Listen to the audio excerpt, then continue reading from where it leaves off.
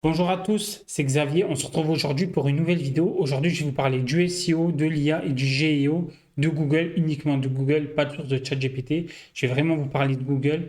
Alors, ce qu'il faut savoir, c'est que Google, ils ont un site internet où ils disent beaucoup de sources sur internet, sur YouTube. Je vois beaucoup de personnes qui ne citent pas ce site internet. Moi, je vous ai fait un récap et je vous donnerai la source après. Donc là, je vais vous présenter un petit diapositive que j'ai fait. Je vais commenter, je vais le lire en même temps. C'est pour ça que des fois, si je regarde pas trop la caméra, il faut plus entendre ce que je dis et plus regarder le diapositive. Et je vais vraiment commenter et vous expliquer. Donc, on commence. Hop. Donc, d'abord, comment fonctionne le moteur IA de Google? Donc, il y a deux actions que Google met en place, entre guillemets, dans son outil. Quelque chose qui s'appelle le RAG et quelque chose qui s'appelle le Query Fan Out. Donc, en gros, c'est pour indexer les pages et après, c'est pour répondre à une question complexe. Donc, je vais vous détailler ça. Donc, ça peut être un peu compliqué. Hop. Donc, déjà, première chose, je vais vous expliquer ce que c'est le RAG. Donc, en anglais, c'est Retrieval Augmented Generation. Donc, la récupération retrieval. Alors, quand vous posez une question au moteur de recherche, il parcourt d'abord son index web, donc en gros sa base de données. En gros, Google peut avoir une mini base de données interne en lui qui fouille, et après, ensuite, il va fouiller votre site internet, des choses comme ça, pour donner une réponse. Ensuite, l'augmentation. Donc, le système injecte des extraits de texte frais directement dans le contexte d'analyse de l'IA.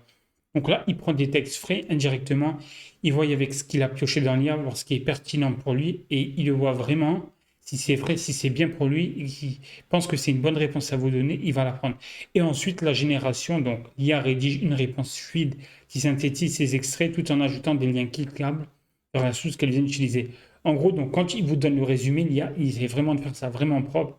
C'est vrai que des fois, même c'est un peu trop propre et pas vraiment humain, mais vraiment, il vous source, c'est comme ça. Donc, ça se passe comme ça quand vous faites une requête. Ensuite, donc, il y a le query fan out, décomposition par l'IA. Donc, en gros, quand vous allez poser une question à l'IA, vous avez quel est le meilleur itinéraire. Donc là, pardon, là, donc là, j'ai donné une requête que vous pouvez faire sur l'IA, vraiment pour vous donner un exemple pour que vous compreniez un peu plus. Donc là, la requête utilisateur. Donc vous, si vous écrivez par exemple, quel est le meilleur itinéraire et l'équipement recommandé pour faire le tour du Mont Blanc en 5 jours avec ses enfants? Donc là, en gros, si vous voyez, vous avez posé une question, mais en gros, dedans, il y en a 2, 3 ou 3, 4, ça dépend. Et donc là, Google va vraiment analyser toute la phrase, donc les trois questions. En gros, il va les diviser et après, il va les rassembler. Donc, en sous-requête générée par l'IA, d'abord, il va se dire, hop, tour du Mont Blanc, 5 jours étape, liste d'équipements randonnée enfant montagne, hébergement, réservation, TMB. Donc là, vous voyez, il va vraiment, la question que vous lui avez posée, lui, dans le système du IA, il va décomposer en trois questions et avec ces trois questions, hop, ces trois requêtes questions, il va les décomposer et il va chercher et ensuite, après, il va les assembler. Donc, c'est vraiment quelque chose que je vous essaie de vous faire comprendre. Je sais que c'est pas beaucoup abordé, mais c'est vraiment important. Comme ça, vous en savez un peu plus quand vous faites une requête, comment ça marche. Et donc après, vous verrez ensuite les réponses. Donc c'est pour ça que des fois, vous avez une question que vous posez, pouvez avoir sur une requête générative. Ce qu'il faut savoir, c'est qu'il ne prend pas d'un seul site. Bon, ça dépend de la question que vous lui posez, mais il ne prend pas d'un seul site, il prend de plusieurs sites, il vous les assemble et il vous donne la réponse. Donc ensuite, voilà, donc limite du GIO, donc c'est le Generation Engine Optimization, donc sur Gemini par exemple. Donc là, vraiment pour être cité par l'IA, donc je vais vous donner des démystifications des conseils erronés, etc., etc. Je vais vous donner les conseils. Donc déjà, les erreurs techniques et IA, donc ça, bon, c'est peut-être des choses que vous ne connaissez pas trop, je ne vais pas rentrer dans les détails, de toute façon, il ne faut pas s'en soucier. Donc les fichiers llms.txt, en gros, c'est des petits fichiers robots de Google, vous lui dites des choses pour que l'IA fouille dedans, mais en gros, Google dit qu'il ne fouille pas vraiment dedans. Le checking artificiel, donc il découpe artificiellement vos articles en blocs rigides, des trucs fluidité, sans apporter aucun avantage SEO ou IA. Donc en gros, c'est comme si vous avez fait un article uniquement optimisé, que vous pensez que c'est optimisé pour l'IA, mais c'est pas vraiment top. Il n'y a pas vraiment une manière de le faire. Et donc là, style formaté par l'IA, c'est pareil.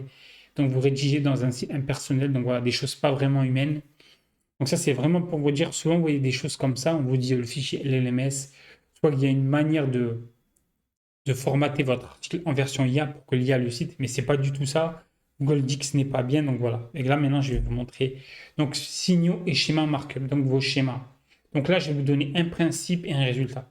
Donc, mention et citation artificielle. Générer artificiellement des citations ou mentions de marques non vérifiables n'impacte pas positivement l'IA de Google. Par exemple, en principe, les fausses mentions créées sur des sites sans crédibilité n'améliorent pas votre visibilité dans l'IA de Google. Résultat, Google identifie ces sources comme artificielles et les ignore totalement. Admettons, je ne sais pas, vous êtes un développeur comme moi, je prends 50 sites internet qui n'ont pas vraiment de notoriété, des choses comme ça, et je marque le meilleur développeur du monde ou la meilleure agence web du monde, c'est celle de Xavier, donc moi. Donc en fait, Google va voir ça et va se dire, mais c'est n'importe quoi, ce n'est pas vrai. Donc généralement, donc, il ne va pas citer, et avec toutes ces sources-là, je peux avoir 1000 backlinks de sites à 1% ou des sites où il n'y a pas de contenu, où il n'y a pas de visibilité, où personne ne les vu. Google ne va pas en prendre compte, donc ça ne sert à rien de faire 1000 sites d'un coup. Et bon, c'est comme avec les backlinks, hein, de toute façon, c'est le même principe de toute façon. Donc ça ne sert à rien de faire 1000 sites internet où vous écrivez par exemple Xavier, le meilleur développeur du monde, ou Xavier à la meilleure agence web du monde, pour qu'il vous renvoie sur Google avec ces résultats, ça ne sert à rien. Ensuite, suroptimisation des données structurées, ajouter du schéma.org, déconnecter du contenu réel visible peut entraîner des pénalités pour spam. Donc les données schéma.org doivent toujours correspondre au contenu réel affiché aux visiteurs. Des données trompeuses peuvent entraîner la perte des résultats enrichis et une pénalité SEO. Donc en gros, dans vos données structurées, vous devez bien les faire, bien les optimiser pour les SEO. Ça ne change pas de d'habitude. Il n'y a pas quelque chose à faire extrêmement bien pour l'IA. Donc vous ne devez pas les optimiser pour l'IA, par exemple en mode IA friendly, même si ce terme, bon, il peut exister, mais techniquement Google l'utilise pas. Donc c'est vraiment pour dire que ça ne sert à rien d'optimiser en mode IA vos structures SEO. Optimisez-les pour le SEO et Google vous prendra et vous donnera dans ses réponses de génération. Ensuite, l'authenticité avant tout. Google privilégie la réputation réelle, les avis vérifiés et les signaux de marque authentiques acquis auprès des vrais utilisateurs. Donc en principe, Google il privilégie les avis, les recommandations et les mentions provenant de vrais utilisateurs. Une réputation construite naturellement renforce la confiance et favorise la recommandation de l'IA. Donc voilà, donc si votre site internet, vous avez des vrais avis et tout, Google il prend vraiment ça en compte. Même par exemple, aussi sur les fiches Google My Business, vous voyez que les avis, il les prend vraiment en compte. Après, ça dépend aussi, il faut un peu optimiser sa fiche Google, par exemple, mais c'est le même principe. Oui, si vous avez des faux avis ou des choses qui ne sont pas vraiment top, ça va vraiment pas vous mettre en place dans l'IA. C'est parce que vous faites une page, vous avez 50 faux avis, entre guillemets, d'où ils viennent ces avis, surtout que si c'est des faux avis, vous mettez entre guillemets pur HTML sans vraiment ressources, là, Google va pas les analyser. Donc c'est vraiment quelque chose qui peut vraiment vous blacklister entre guillemets. Donc voilà. Donc ça, c'est vraiment les choses que vous devez savoir. Parce que souvent, on vous ment beaucoup sur le GEO, sur le SEO, et c'est vraiment des choses que je souhaite vous apprendre.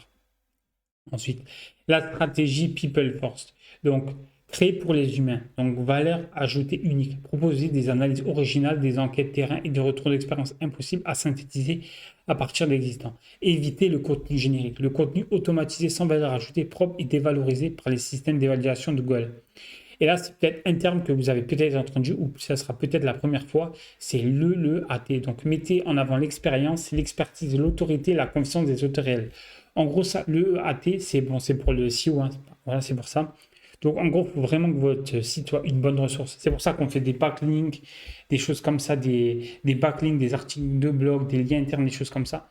Vraiment que votre site, il a une audience, une autorité, ça compte énormément pour le GEO, donc pour le SEO, bien entendu. De toute façon, le GEO, ça part du SEO, donc Google, il se base pour son GEO, il se base sur son SEO, de toute façon, avec toutes les données qu'il a. C'est vraiment pour vous donner la bonne ressource, donc voilà, c'est vraiment pour ça. Donc c'est pareil, la valeur ajoutée unique. Donc voilà, il faut vraiment que ce soit humain, il faut vraiment que vraiment vous ajoutez quelque chose. Si vous faites un simple article de blog, Google le détecte de plus en plus, même il le détecte très bien aujourd'hui. Si vous faites un simple article de blog qui n'a vraiment pas de valeur ajoutée, vous vous apprenez pas quelque chose ou des trucs qui sont revus et revus, ben vraiment ça, Google peut vous désévaluer et c'est vraiment pas vraiment top. Donc les fonctions techniques. Donc là, c'est vraiment. Donc ça, c'est pas que pour Google, c'est pas que pour le GEO par exemple, c'est aussi pour le SEO. De toute façon, bon, je le répète encore une fois, pour faire du GEO, il se comporterait SEO. Donc performance et crawl. Des pages rapides et un HTML propre permettant au crawler d'analyser et d'extraire vos données sans obstacle. Donc ça, qu'est-ce que ça veut dire? Donc si vous ne savez pas, si vous n'avez pas de connaissances en programmation ou en site internet, le HTML, en gros, c'est le texte que vous voyez sur votre site internet. Donc il y a des balises qu'on appelle les balises titres, les balises paragraphes, les balises images, des choses comme ça. Chaque page doit commencer par une balise. Donc, un gros titre, en gros, avec notre balise H1, ensuite H2, H3 avec des paragraphes dedans. Donc, il y a vraiment un ordre de balise HTML à mettre. Ça, vous faites un peu de recherche sur Google et vous verrez, vous le comprendrez. Mais de toute façon, même quand vous faites inspecter éléments sur un site internet, voyez, vous aurez marqué H1, des choses comme ça. Voilà. Ça, c'est vraiment la chose primordiale. Quand vous concevez une page de n'importe quel site internet, toujours par un H1, toujours bien une bonne structure HTML. Et après, le crawl, c'est quoi? Donc, c'est quand vous scrollez comme ça sur le téléphone, hop, par exemple, ou que Google, bon, Google, eux, ils ont des bots qui scrollent votre site internet. Donc, ils voient si tout est bien, s'il y a les bonnes balises HTML. Ensuite, ils voient le contenu, ils récupèrent. Après, ils peuvent le donner à l'IA. Donc c'est vraiment, ça c'est vraiment utile parce que je vois des sites encore qui sont mal faits. Moi, des fois, ça m'arrive de récupérer des sites internet. Bon, ça dépend, j'interviewe. Des fois, j'interviens sur ça, ça dépend ce que juste le client veut. Mais vraiment pour vous dire que des fois, c'est vraiment fait n'importe quoi. Moi, j'ai déjà vu par exemple des balises H6 en premier. Bon, après, les clients ne le savent pas forcément. Donc moi, après, je le corrige. Ensuite, Flux e-commerce, synchroniser Google Merchant Center et utiliser les schémas produits précis pour alimenter directement les réponses IA. Donc ça, voilà, Google Merchant, c'est en gros, c'est pour votre site internet. Si vous avez vraiment des boutiques e-commerce, des bonnes boutiques avec du trafic, des choses comme ça, vous pouvez en gros vous pouvez en gros faire un peu le SEO entre guillemets de vos produits Google. Donc Google va les citer. Donc moi honnêtement, j'ai pas été encore redirigé par des produits Google parce que par exemple, sur l'IA d'Overview, j'ai pas été encore redirigé sur des produits encore pour le moment parce que bon, j'ai pas vraiment fait de recherche comme il y a deux modes différents. Mais c'est vraiment pour vous dire, vraiment, si vous avez un e-commerce, c'est bien de le travailler. Ça peut vraiment vous apporter des coups de clic. Bon, après, il faut voir les intentions de recherche. Et ensuite, architecture claire, une structure de site hiérarchique avec des liens externes, des liens internes pertinents, facilite la contextualisation des sujets par l'IA. Donc, qu'est-ce que ça veut dire une structure de site hiérarchique avec des liens internes? Ça, c'est ce qu'on peut appeler le minage interne. Par exemple, vous créez un article de blog, par exemple, quel site internet créé en 2026 à Perpignan. Par exemple, moi, si je crée un article de site internet sur ça, je dois renvoyer vers ma page service qui est la création de site internet à Perpignan. C'est des liens comme ça. Après, il y a des fils d'Ariane. C'est vraiment, en fait, vous avez votre site internet et là, vous mettez un bon schéma pour Google qui soit bien ordonné. Par exemple, si vous avez un site e-commerce, par exemple, je vais prendre un exemple. Par exemple, vous avez le site Xavier slash catégorie slash ordinateur, par exemple, mais ça, pour moi, c'est une bonne chose. Et si, par exemple, dans le même site internet, vous avez Xavier Godet, vous avez juste slash smartphone et vous ne mettez pas catégorie, par exemple, ça peut vraiment être un problème. Donc, c'est pas un site optimisé. Donc, c'est vraiment, c'est comme ça. Il faut vraiment que ce soit optimisé. C'est vraiment une bonne hiérarchie, architecture claire pour Google. Voilà. Ensuite, donc, mesurer ses performances. Donc là, vous avez la Google Search Console. Donc, je vais vous montrer après ce que c'est. Donc, ça, c'est vraiment l'outil indispensable pour Google. Ça vous montre toutes les erreurs. En fait, c'est un outil qui vous permet de voir comment Google analyse votre site. Et après, vous voyez les problèmes. Ça vous montre le nombre de pages indexées, des choses comme ça. Et après, Google vous fait des alertes. Et après, vous les réparez. Ensuite, analyse des logs et bots. Surveillez le passage des crawlers d'indexation Google Bot et des agents d'équation dans vos fichiers de log pour vérifier l'accès et la fraîcheur de vos contenus. Donc là, pareil, hein, sur la Search Console et tout, sur l'analytique, des fois, vous voyez des visites et tout, des choses comme ça. Ben, c'est en fait, c'est les bots de Google, donc ça analyse des choses comme ça. Mais ça, après, l'analyser, c'est un peu dur. Donc voilà. Donc voilà, donc la vidéo, ah non, la vidéo ne va pas se terminer maintenant, pardon, désolé, mais je vous conseille de vous abonner. Je vais vous montrer juste que c'est la Google Search Console. Donc là, vous voyez, ça, c'est la Search Console de mon site internet. Voilà. Donc là, c'est tous mes insights, mes performances. Et ça, c'est vraiment quelque chose qu'il faut vraiment faire. Je vois, du coup, moi, je récupère des sites des clients. Bon, les clients ne connaissent pas, c'est pas de leur faute, mais c'est vraiment pour vous dire les recherches Google. Là, vous voyez, j'ai sur 24 clics sur les pages de recherche web que j'ai eu, des choses comme ça montre. Vraiment par mois, vous avez le sitemap, vous avez les pages, les performances, vous voyez. Donc ça vous dit vraiment le nombre de clics, d'impressions, des choses comme ça. Et c'est vraiment un outil très intéressant. C'est un outil obligatoire en 2026. Vous n'avez pas le choix. Que ce soit en GEO et en SEO, vous n'avez pas le choix. Et là maintenant, je vais vous montrer le site. Donc d'où est tirée cette vidéo. Donc le site, c'est Google Search Central. Ça, c'est vraiment la Bible pour le SEO. Ça vient de Google. Hein. Ça vient pas d'un ahuri, un YouTuber qui vous parle de SEO, qui connaît pas rien du tout. C'est vraiment ça. Donc, l'article que moi, je vous ai fait, c'est celui-là. Je vous l'ai simplifié parce qu'à lire, bon, c'est un peu chiant et je voulais en faire une vidéo pour vraiment vous le montrer. Donc, c'est vraiment ça. Donc, il n'y a pas que sur l'IA. Moi, j'ai pris optimisation pour l'IA générative. Donc, je vous ai fait le, par exemple, le slide pour ça. Donc voilà, je vous ai vraiment expliqué tout, comment c'est. Je vous mettrai le lien en description, comme ça vous saurez tout. Et au moins, ce sera plus clair. À chaque fois, j'essaie de faire des vidéos comme ça, où vraiment il y a des sources citées. Donc pas que dans le SEO, hein, sur le e-commerce, je vais faire une bonne série de vidéos comme ça. Où je vais vraiment vous sourcer. Bon là, c'est vraiment... Comme là, ça parle de Google, je prends vraiment la Google Search Console, Search Central, pardon. Donc voilà. Donc la vidéo est terminée, je vous invite à vous abonner, je vous attends demain pour la nouvelle vidéo. Donc je suis désolé encore si mon élocution n'est pas top.